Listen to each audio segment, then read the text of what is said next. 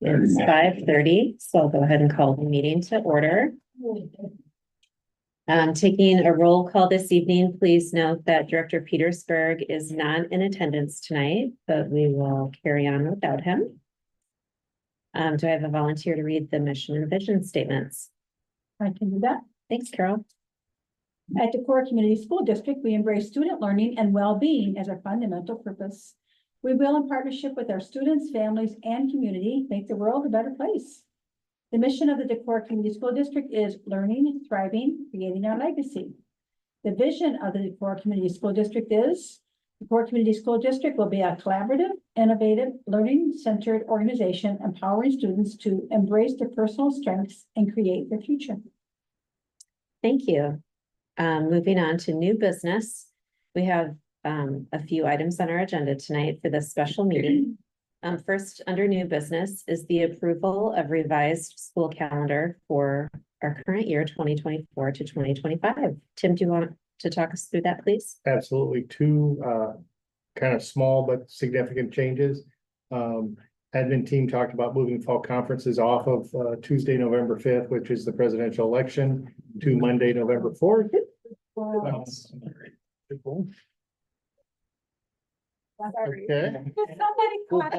We'll pause for people to gain composure. Oh, good catch. Wow. Although you're always welcome to vote early, but yeah, so we just wanted to make that a free night for folks and for staff. So that's what we did. And then the discussion about the last teacher workday, which is May 23rd. And we just want to make sure that the board understood we wanted to have that as an it's currently a teacher PD day. We want to have that as an option for asynchronous because we've got about a half a day that we can add for that, which we've done the last 2 years, but we wanted to kind of get it on people's radar now. As we were going to move the conferences, we thought it would be a good time to make that request or make those changes. Okay. I move that we approve the revised school calendar for 24-25. I'll second. Okay, we have a motion and second. Any further questions for discussion? Good find on whoever noticed that. Yeah. I think a couple people noticed it and we were kind of asking and so. And it's very colorful and color coordinated. Yeah, it's a colorful coordinated. There is a second version of this that's just two colors that I need to update because I did have a request from the community just tell me when we're going to school or not. As a parent, I don't need to know what you're doing. And so I'm looking at Sean, one of us needs to remember to tell me to email that to you tomorrow. But like, I get what the person's saying is like, you can have your one with your pinks and blues, but and I thought that was a good request. Like, just tell me when my child's coming to school. Okay, so we have a motion and a second. All in favor, please say aye. Aye. Aye. Opposed, same sign. Motion carries. Next on the agenda is to approve the softball field upgrades. And Tim or Adam is here in attendance too. Whoever is most informed and would like to talk us through. Well, I'll tell you what, I'll start Sure. and then I'll defer to Mr. Riley. The softball fields, this is our varsity softball fields. This is part of the land purchase we did with the city. Now that we own the land and we made it very clear a number of times to the city that we would want to have it tailored for our players. Right now, there's a permanent fence up that is too far for high school softball. So if you go to a softball game, we put up a temporary fence that is very temporary. I mean, I think my dogs could escape through that and they're pretty docile. Is it a snow fence No. It's specifically designed for. or softball? Okay. Like you could run through it. It's for safety purposes. It's supposed to. Not You break, could but potentially jump over it. Yeah. So, we would like to have a more permanent, we own the land now, the city knows we're doing this.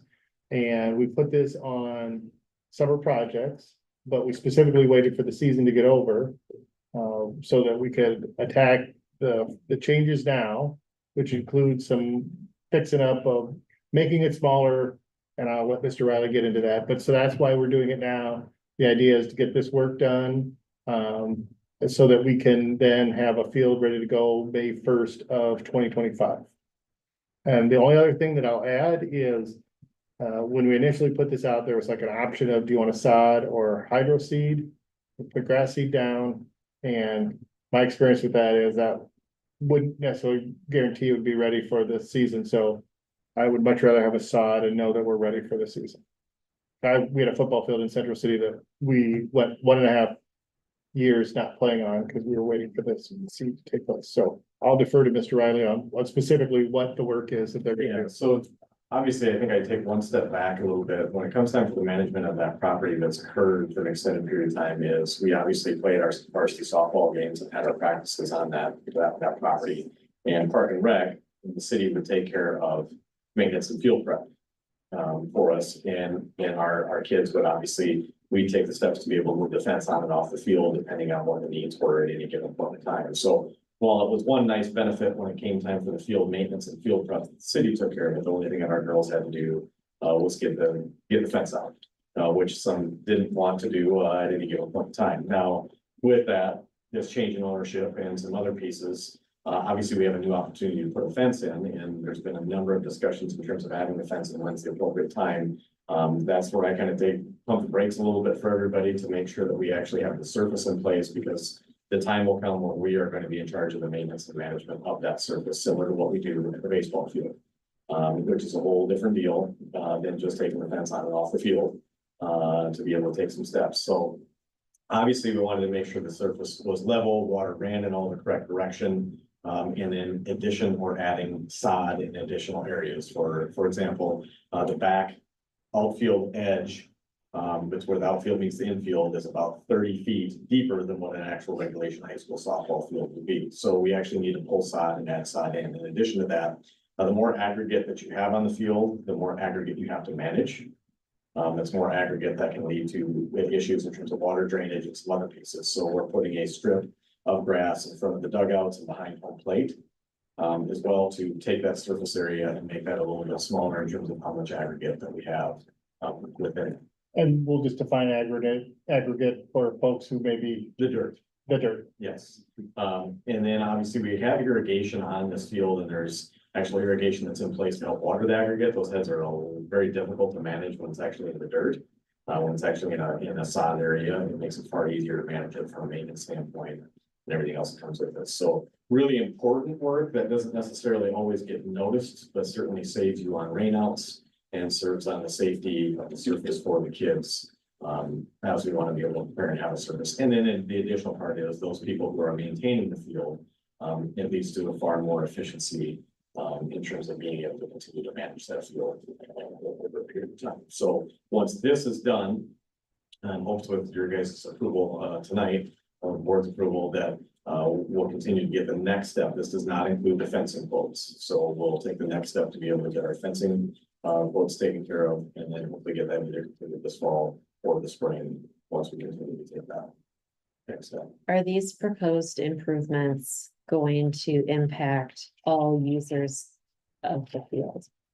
So I know that I'm hopeful that we'll be redeveloping the Hively Island to build a new elementary school in the time to come, which is going to take away a field. Yep. And I'm imagining that we'll still want to, have shared space with the city. And I just want to make sure that we're considering all users when we make decisions. So I've met twice now on specifically this with Blake Moen and Mark Bolte, the new Park and Rec director. They are aware that the time frame for us to have to get this done is this fall. They take possession of their property as they're starting some of the initial work for the Dalen property to be able to do that, but they're not going to gain possession on that until March. So we know that from a programming standpoint, that Park and Rec will still need to be able to use the field, and they still will be able to for the programming that they offer. It's just going to look a little differently. They're not going to necessarily put a modified, if they would have a modified league or a slow pitch league playing on that field. And in reality, they don't play slow pitch on that field because the fences are deeper at diamond number 2 than what they are at diamond number 1. We've worked through, but they know they have an adult league, flag football, programming that they're gonna be able to use. They know they at least have 4 teams that have not followed up last week to see if they have more. If they knew that they need to schedule, and they need a little additional space, we'd allow them to use that field in baseball field, to be able to get that program while we're getting sun and so we've had conversations, hey, how can we continue to be good neighbors and work Yes. together? Thank you. So they can continue their programming while they still hopefully get pieces in place. But the reality is for the youth baseball and softball for one more summer, Diamond One will be used within that, but obviously from a management standpoint, we feel pretty strongly that we'll make them story. Thank you. I appreciate that. And I believe the city's meeting today. But probably right now, just to go over their plans for the Dalen property, but I think the timelines work well. Because it's hers and anticipated, and this would probably be Travis's job to speak to, not mine, but he just shared an email that they do construction in 25. They're looking at playing out of the Dalen properties in 26, depending on how the seating goes, or 27, and we wouldn't probably.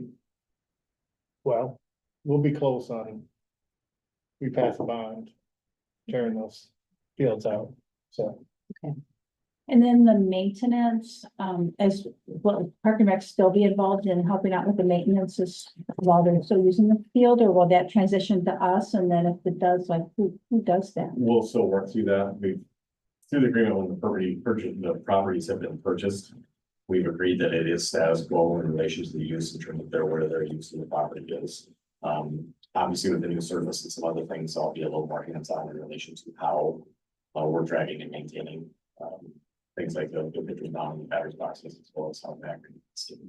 So we'll have a better product, especially being able to water it the way we need to. And another question, is this funded through our Pepple Save funding? Yep. Just for everyone's review, so you know exactly where that's coming from budget wise. In addition, there's no surprise with the bids that you look at, which obviously we'll get into for questions that you may or have, maybe not have. There's obviously some additional pieces within each of the bids where there's some other elements that will continue to need to really be able to do this. Do it right. It's no additional cost, but nothing other than I shouldn't say lightly, but you know, one of the bids, the low bid does not include fuel conditioner. So if you put new aggregate in and you don't have fuel conditioner, you don't actually get absorption materials like you need to. A couple other pieces for that. I know we've been talking about laser grading and how much, what's the differential? How much do we think we're actually moving from place to place on the field? Or maybe I should frame it, how many peaks and valleys are there in the field? There's about 2 to 3 real major spots that we've got to be able to do. The area along the right field line and the infield edge has about a 6-inch rise in it right now. So there's some backfilling that's happening with the aggregate.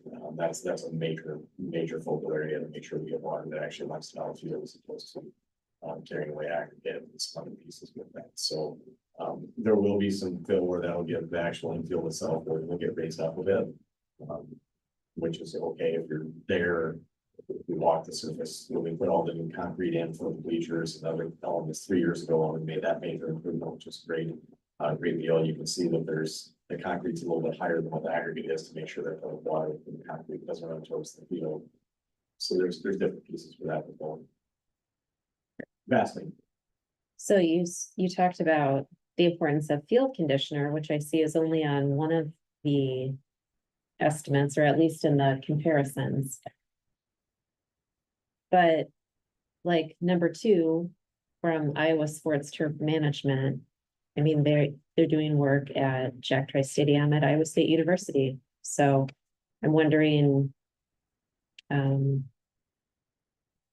all 3 of the companies have very good reputations. If I start with for turf management, they do target field, number of different areas. The second one for Iowa Sports, they do icons and all of that facility and been developed. And then the company out of Webster City, we worked with it at times on doing the projects before as well. So we're happy with all 3 wanting to be able to be involved. I would say there's the first two are very, are thorough. The first one, the Berg is probably the most thorough. Detail that's included. Mhm. Has Berg done work with Decorah schools in the past? No, this is the first, their owner is in his second year. He worked for a company out in Indiana and then relocated back to, the Stewartville area. None of the things that is getting going, trying to do. Luther has done a tremendous amount of work with him last. Okay, so he's in Stewartville, No, so, Minnesota. Yep. Okay, There's one difference I noted between the bids, and it came on the Iowa Sports Turf one. It notes under the quote that sales tax not included. Is that true for all three? Yeah. Okay, just wanted to double check. Clarifying the assumption that you realize that you're Yes. gonna get a tax exempt certificate.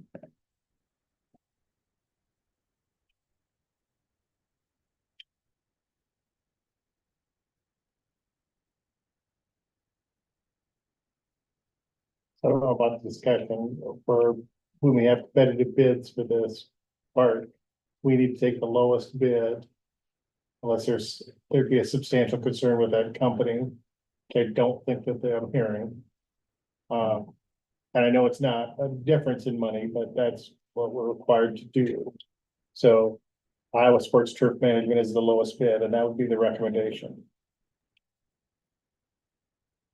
mhm,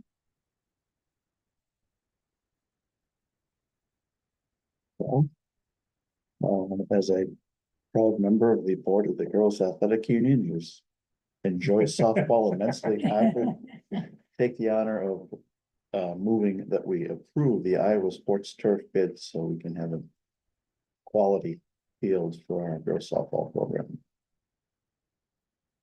I will happily second that. Just to follow up, we were talking earlier about the field conditioner. Do you think that's gonna add to the price on the Iowa Sports Turf, that it's not included now? And It'll add a cost whether that we put it or they put it in. And I would anticipate you're gonna be probably anywhere from $1,000 to $2,000.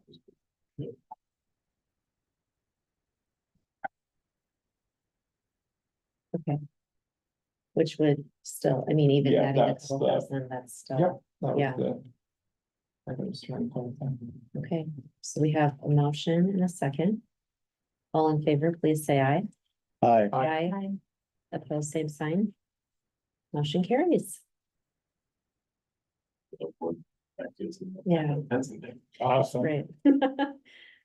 is that our newest sport? Hmm? Is that our newest sport? No, not this, just the softball fields. We're excited about this. Obviously, it's a second project in a 4-year time span. Yeah, and an investment that has been needed for a long time. Great.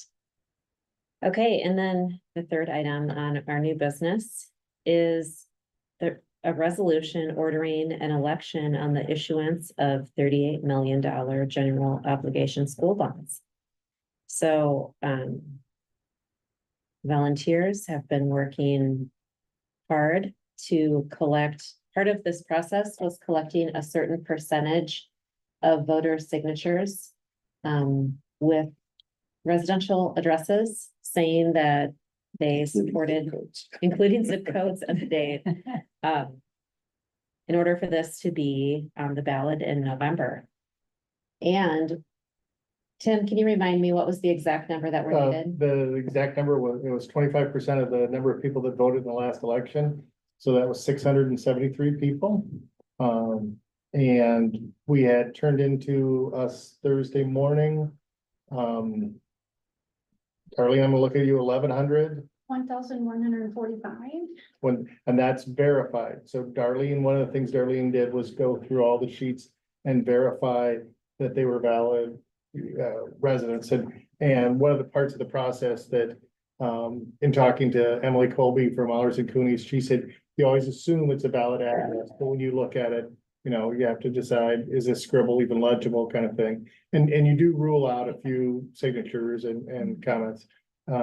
But with 1,145 were almost 500 over the 673, so almost double. So that's encouraging. And And so we received those on Thursday, verified them, put this on, made sure this was on the board agenda for today, and I really hope the board will pass this resolution so we can get this to the county auditor tomorrow.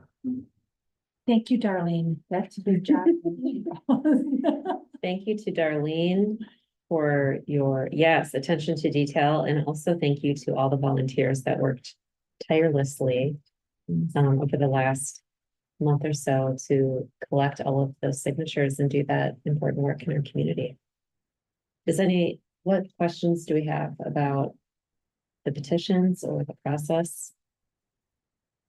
Is there anything that we need to discuss? Like the process question I have is on the vote itself. Is this a roll call vote or, So yes, there will be a roll call vote.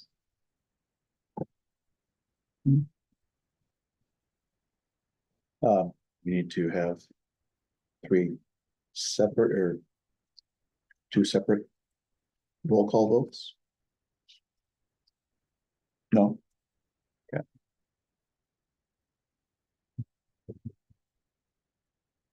This is a Yep. rather complex issue. School finance is not exactly fun or clear or logical, but it is what it is. And we have to comply with the strict requirements, which is why we've been going through so many steps. But hopefully,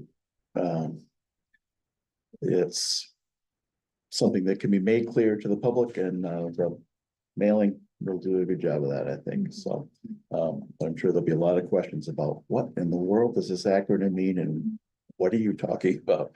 So we'll be ready. There is a lot of legalese in this, and I would urge people to go to the website that is linked to the Decorah Schools website and find out, get the explanations in a more user-friendly form. Yeah, so Find out information. the website is Decorah CSDfuture.org.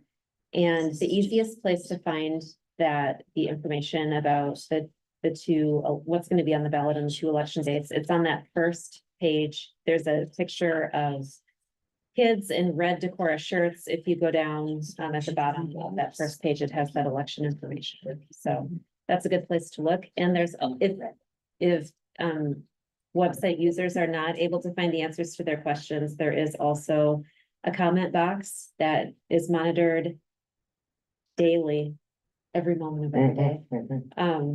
And comments can be left there too, which is on the homepage. And within a day or two, there should be some 2 to 3 minute videos, just kind of explaining what public measure D is, revenue purpose statement extension, and public measure E, the exceeding the tax levy, 270. So that'll be on the website very shortly, the Decorah CSD future website shortly, when people can link to that on social media so that they can just have a little quick, tell me what this really means. Yeah. Synopsis. And the $38 million number is on this motion. And I just want to remind everyone that this is not a number that we made up. This is a number that was considered, discussed, evaluated for over 6 months by a volunteer committee, the facilities committee that worked with our architect to set a reasonable goal on a project that won't be bid for 12 to 18 months. So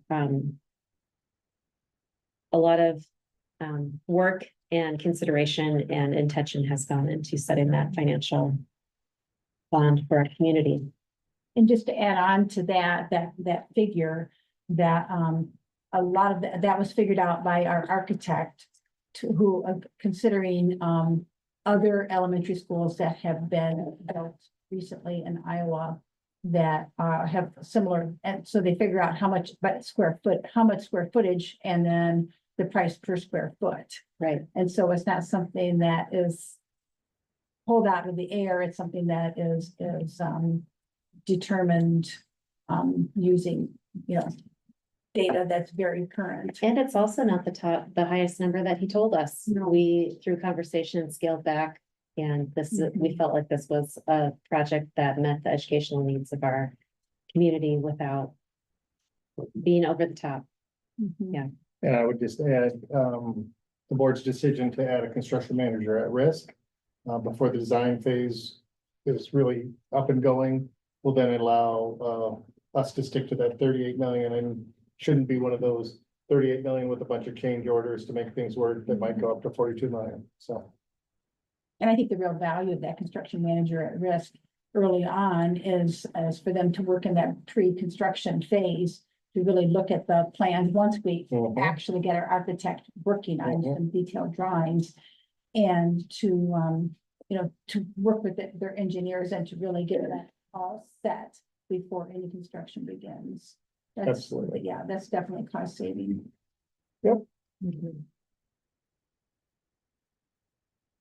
I guess one more thing I'd like to just say, publicly is that you all have probably be getting a lot of questions about details about the school and the grounds, and I know I have as I go about town and I'd just like to let the public know that this is a step-by-step process. We're at the early stages of the steps. There's lots and lots more for us to figure out, and that as we do figure out what the building actually is going to look like, not just a conceptual drawing that we see on some of our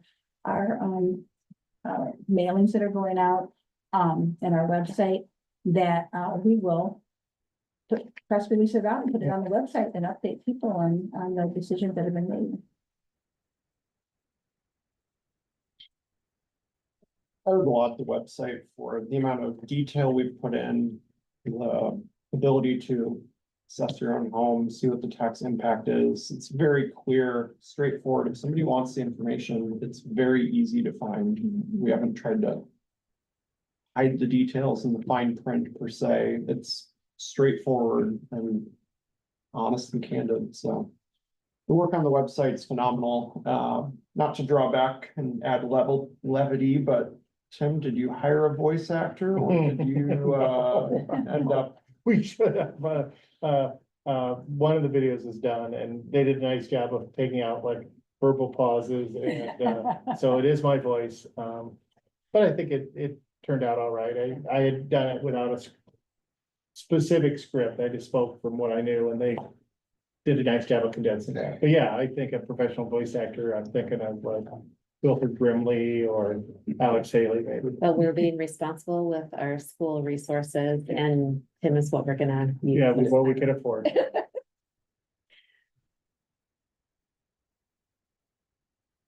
Yeah, it's kind of beyond the scope of right now, but I would encourage people to ask questions. So a lot of questions that I've been asked are very good and demonstrate that people are paying attention, but the information is not easily digested. If you're really gonna understand the requirements of Iowa law and what resolution E and resolution F mean, you're gonna be awake for a while, reading the front and back of the ballot. So encourage people to struggle through and go to the polls and ask any questions they might have beforehand.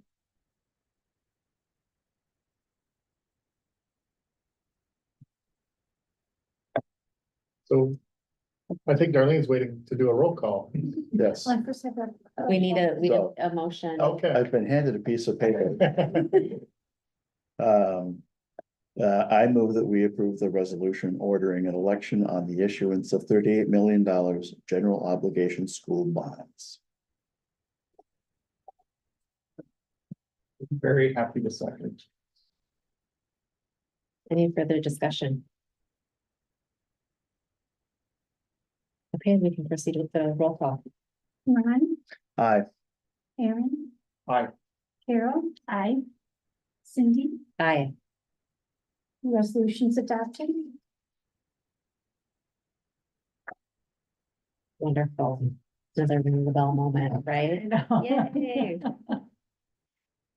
Okay, and then the last item on our agenda, we are going to move into closed session, so I'm going to ask for a motion to proceed and go into closed session. I was previously handed another piece of paper. So I move that we go into closed session pursuant to Iowa Code Section 21.5 sub 1 sub Roman numeral I of the open meetings law to evaluate the professional competency of an individual whose appointment, hiring, performance, or discharge is being considered when necessary to prevent needless and irreparable injury to that individual's reputation, and that individual requests a closed session. Thank you. So we'll move into closed session. Second. Oh, excuse me.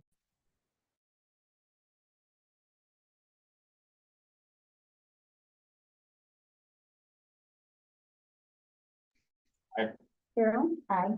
Cindy. Aye. Ron. Aye.